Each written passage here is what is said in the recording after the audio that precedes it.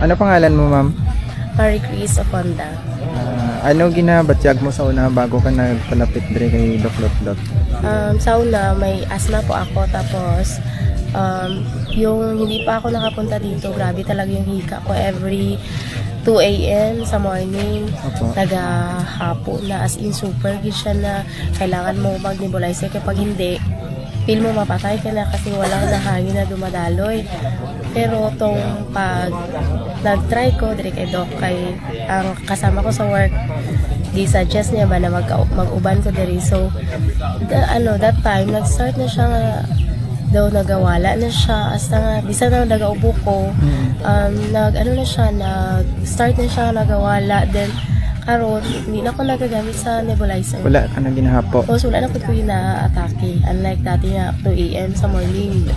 Di na siya magpalya every morning. Di na siya. Oh. Karon wala